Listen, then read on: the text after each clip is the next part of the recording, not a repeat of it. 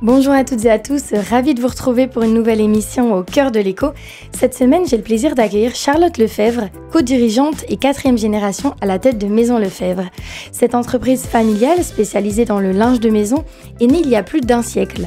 L'occasion de revenir sur les moments forts de cette saga familiale et d'évoquer les défis à venir pour cette entreprise plutôt discrète. Au cœur de l'écho, Marie Boulanger. Charlotte Lefebvre, bonjour. Bonjour. Alors Charlotte Lefebvre, vous êtes aujourd'hui aux commandes de l'entreprise familiale avec votre sœur Camille et votre frère Loïc. Racontez-nous un petit peu l'histoire de Maison Lefebvre. Alors l'histoire, elle a commencé en 1918 avec notre arrière-grand-père. Notre arrière-grand-père, donc Achille Lefebvre, suite à la Première Guerre mondiale, a créé la société, a créé en tout cas les démarrages de la société en vendant des laits de tissu à la sortie des mines. La société elle a ensuite été reprise par notre grand-père, donc Lucien Lefebvre, dans les années 60. Et c'est à cette époque-là que la société s'est constituée telle qu'on la connaît aujourd'hui. Donc déjà avec une structure juridique qui est toujours existante aujourd'hui. Et c'est lui aussi qui a lancé notre métier véritable de grossiste en linge de maison. À l'époque, on faisait effectivement que du linge de maison qui se vendait en porte-à-porte ou sur les marchés. Dans les années 80, notre père a repris la société, donc Ludovic Lefebvre, et avec lui, du coup, sa patte à lui et sa nouvelle façon de vivre notre commerce. Et avec lui, il a lancé donc le grand import, donc c'est-à-dire les achats qui se font en Asie, et aussi la vente à la grande distribution alimentaire et spécialisée. Donc ça, c'était tout à fait nouveau pour l'époque. Et aujourd'hui, du coup, à partir de 2016, mon frère et moi, donc Loïc et moi, avons intégré la société. Et ensuite, notre sœur Camille nous a rejoints. D'accord, donc aujourd'hui, vous êtes bien la 4e génération. Comment ça s'est fait? Est-ce que c'était une évidence? Alors, ça a toujours été des sujets un peu induits dans la famille. On savait qu'on avait la chance d'avoir dans la famille cette entreprise familiale. On nous a toujours poussé à faire notre propre chemin avant, de faire nos propres études, de faire nos propres expériences en dehors de l'entreprise.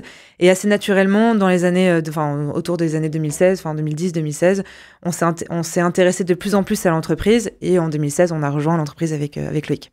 Et donc, on dit souvent que travailler en famille est une source de motivation supplémentaire. Est-ce le cas, Charlotte Lefebvre? Alors oui, c'est sûr que là, en plus, on est une famille assez proche, même géographiquement parlant, on vit tous les uns à côté des autres, on se voit beaucoup, en pro, évidemment, puisqu'on travaille ensemble, et en perso, et donc effectivement, c'est un élément, ouais, et du coup, un élément assez boostant, enfin, ça booste fort notre façon de travailler, puisqu'on est en perpétuels échanges sur les sujets de l'entreprise. Et justement, est-ce que la 3e génération, donc celle juste au-dessus, garde un œil sur ce qui se passe finalement? Alors, un petit peu forcément, ils sont plus opérationnels dans l'entreprise, mais on a la chance de les avoir près de nous. Donc, en fait, ça nous permet quand on a des problématiques précises ou des sujets plus financiers, par exemple, de pouvoir toujours échanger avec les anciens, donc les sages, avec la génération d'avant, pour pouvoir nous aiguiller ou pouvoir nous appuyer sur eux. Et donc justement, j'aimerais qu'on aborde maintenant le cœur de métier. Quel est le secret pour perdurer finalement? Parce qu'en 1918, vous disiez la production n'était pas la même qu'aujourd'hui. Comment on s'adapte au fil des décennies? Alors, je pense... peut-être une des pistes de réflexion de pourquoi ça a marché, c'est que chaque génération a apporté sa valeur ajoutée et s'est mis dans le temps de son temps, dans le temps de son temps. Donc, par exemple, notre père avait vu que maintenant, le marché du linge de maison, ça se développait dans la grande distribution. Nous, on a toujours été sur un positionnement mass market, et le mass market, à l'époque, se vendait dans la grande distribution. Et donc, il y a été, et il a osé prendre le risque de changer son cœur de clientèle. Et pareil, à son époque, à l'époque de notre grand-père, toutes les productions se faisaient plutôt en Europe. Et il a pris le risque de dire, non, les productions doivent se faire plutôt sur le grand import, donc en Asie. Donc à sa génération, à son moment à lui, il a pris ce risque-là et ça a marché. Nous, notre génération, on savait qu'on allait avoir aussi nos défis. Et je pense que on essaie en tout cas de prendre le risque et on essaie de faire en sorte de prendre les bons virages de notre génération. D'accord, donc le goût du risque quand même, toujours. Ça fait partie de l'entrepreneuriat. Et donc à qui vous vous adressez aujourd'hui, les professionnels à 100% ou également les particuliers? Non, que les professionnels. Et c'est tout, en fait, on vise tout le marché de la grande distribution et du mass market. D'accord. Et alors, moi, petite question, où sont produits vos références? En France, en Europe, en Asie? Combien de sites de production est-ce que vous comptez aujourd'hui? Alors, nous, on produit toujours principalement en Asie.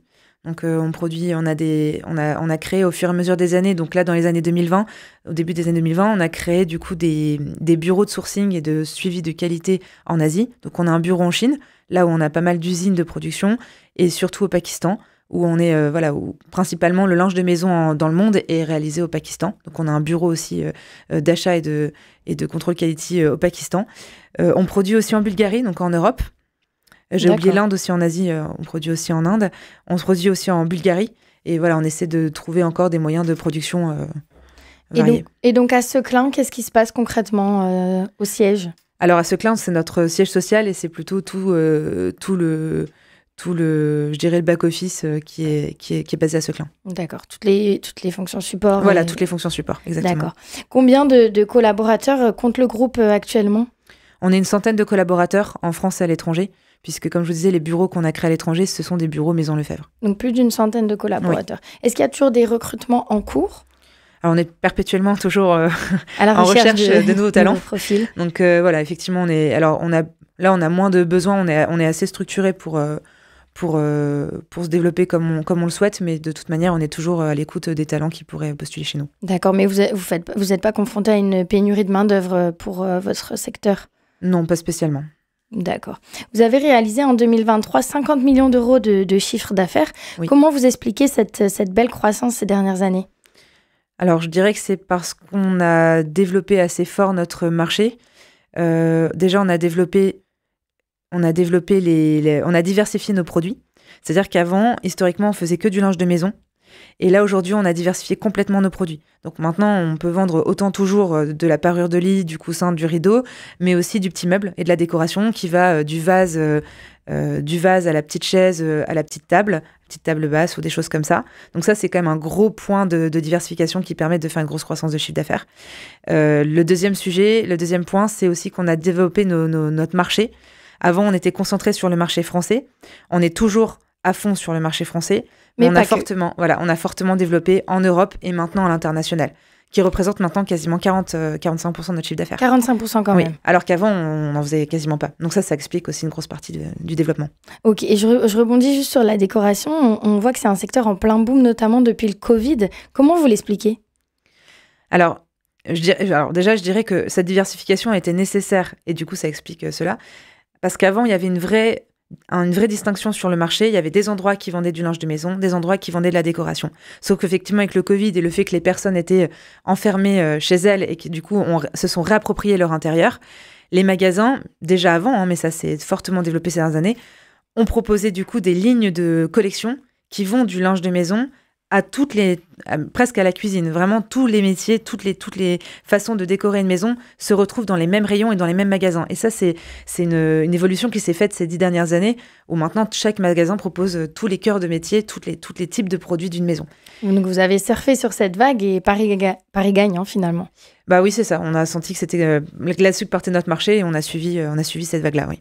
Et donc, parmi vos actualités, vous avez de nouveaux produits récemment. Est-ce que vous pouvez nous en dire un petit mot ? Alors oui, effectivement, on a lancé une nouvelle marque au tout début septembre qui s'appelle Utility. Une marque propre, exactement.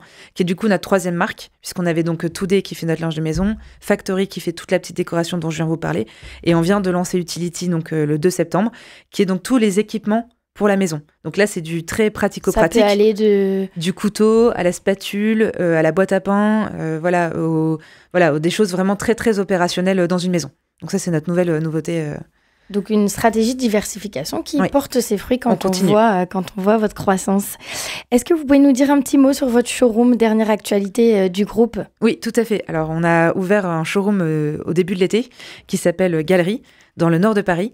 Et c'est un endroit qui est vraiment hyper intéressant dans notre métier puisque c'est comme une zone commerciale de B2B, adressé au B2B, qui rassemble un peu tous les concurrents, tous les gros faiseurs, on va dire, de grossistes en linge de maison et en décoration. Et en fait, on s'est rendu compte que tous les magasins en France se rendaient plusieurs fois par an dans cet espace pour réaliser leurs achats sur plusieurs mois. Donc, on a eu l'opportunité de saisir un showroom là-bas et on en est ravis. Il a ouvert quand exactement ?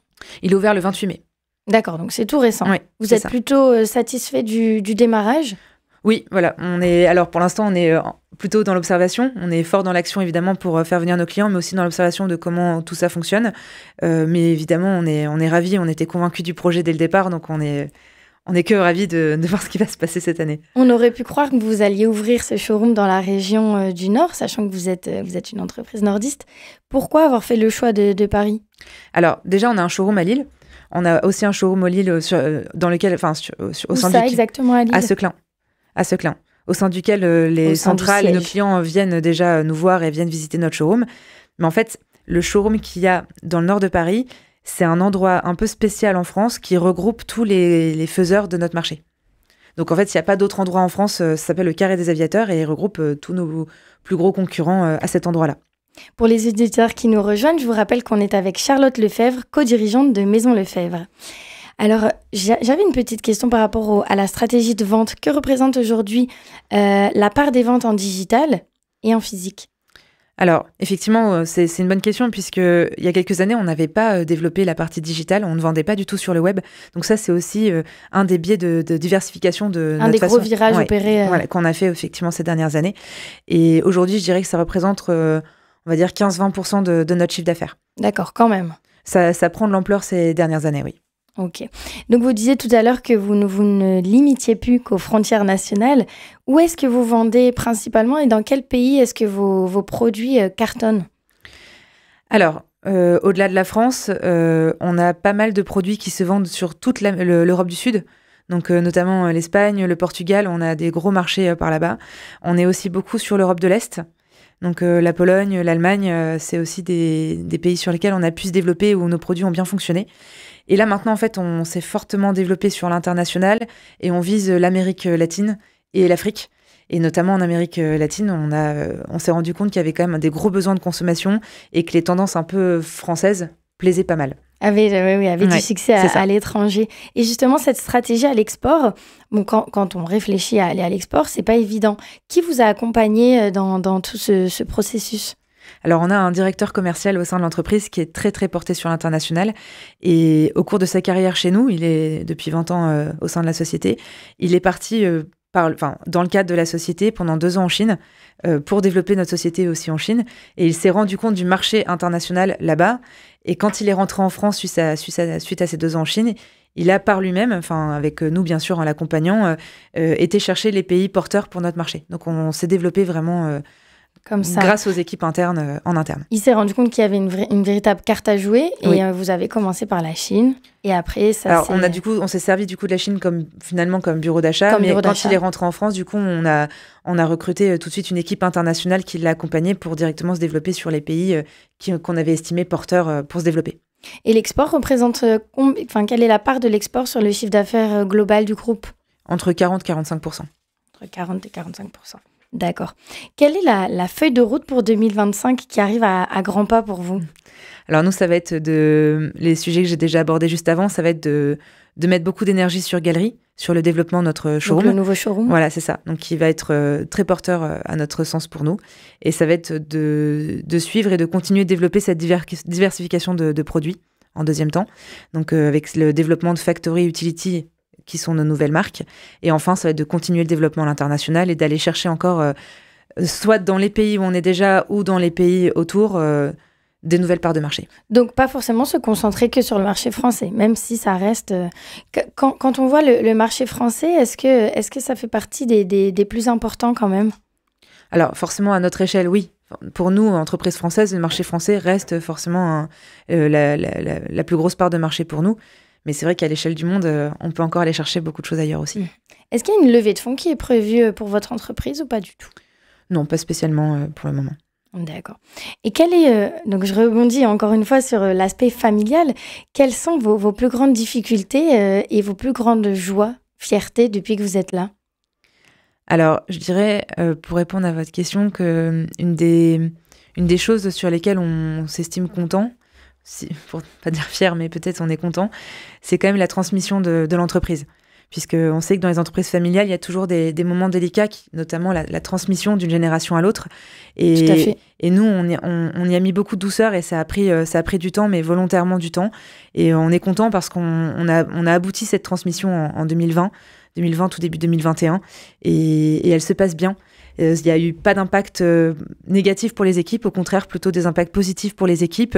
On a gardé le même comité de direction, donc on est assez contents et assez fiers finalement de cette transmission familiale. Vous êtes tous les trois assez jeunes. Quel est le lien justement avec les salariés, les équipes en interne ? Bah on est une entreprise qui est assez jeune. Je crois qu'on a une moyenne d'âge qui est autour de 30 ans. Donc, très jeune alors. Ouais, c'est ça. Peut-être maintenant, on se voit pas vieillir. Peut-être qu'elle a augmenté un petit peu cette moyenne d'âge parce qu'on n'a pas tant que ça de turnover. Donc, la relation se passe bien. C'est assez fluide. On a beaucoup de jeunes et on est nous-mêmes jeunes. Donc, on se comprend assez bien. Et justement, cette jeunesse dans l'entreprise nous porte assez fort. Donc, on a pu mettre en place des projets dans l'entreprise sur lesquels nous, on croyait. J'allais y venir justement. Voilà, et qui sont aussi portés par les collaborateurs. Donc ça, c'est hyper enthousiasmant et on sent qu'il y a une bonne énergie, une bonne envie de faire développer l'entreprise tous ensemble. Donc, notamment, par exemple, on a mis en place une vision. On a écrit une vision avec les collaborateurs et ça nous porte... Co-construite avec les salariés. Co-construite avec les collaborateurs et ça nous porte parce qu'on vit dedans et je pense que tout le monde est un peu au courant des thèmes de notre vision et on se laisse porter avec tous les collaborateurs sur ces thèmes-là, quoi. Et en termes de bien-être, est-ce que vous avez mis en place des choses en interne sur le siège à Seclin ? Alors, je ne sais pas si on peut parler d'actions réelles mises en place. Ce qui est important de savoir, par contre, c'est qu'on est naturellement, je pense, assez sensible à ces sujets-là. On a une sorte d'ADN très familial dans l'entreprise, avec un souhait en tout cas de faire très attention à ces sujets-là. Donc je pense que naturellement toutes nos actions sont mises en place pour que les collaborateurs se sentent bien et qu'on soit bien chez nous. Et c'est pas galvaudé, c'est vraiment un souhait de notre part. On aime bien se sentir bien aussi chez nous et on aime bien que nos collaborateurs se sentent bien chez nous. Alors après, il y a effectivement pas mal d'actions, mais c'est juste que les collaborateurs sont très impliqués naturellement sur les sujets de bien-être et que voilà, on fait attention tous à ça. Et vous voyez le résultat, il y a peu de turnover dans votre entreprise ? Alors, on en a eu comme tout le monde en 2021, l'année un petit peu charnière où il y a eu beaucoup de turnover. On en a eu pas mal, mais naturellement, on n'en a quand même pas tant que ça dans l'entreprise. Les gens, je pense, se sentent bien, j'espère en tout cas chez nous. Et justement, quel a été l'impact, vous parlez du Covid, quel a été l'impact de la crise sanitaire sur votre activité ? Est-ce que vous êtes adapté justement à cette crise pour produire d'autres choses ou est-ce que vous avez tourné au ralenti ? Alors, on a, je pense, comme toutes les sociétés en France, subi de plein fouet ce Covid, puisque nos clients ont été fermés. Après, on avait pareil, encore une fois, on a eu une chance incroyable, c'est que les collaborateurs nous ont hyper suivis sur nos décisions qu'on a pu prendre. Tout le monde a donné tout ce qu'il pouvait pour faire continuer la société de se développer. D'ailleurs, on n'a pas décroît ces années Covid, on a continué de faire de la croissance. Bien sûr, on a adapté notre façon de travailler. Donc même l'année 2020, vous étiez toujours en croissance ? Oui, on est resté en croissance.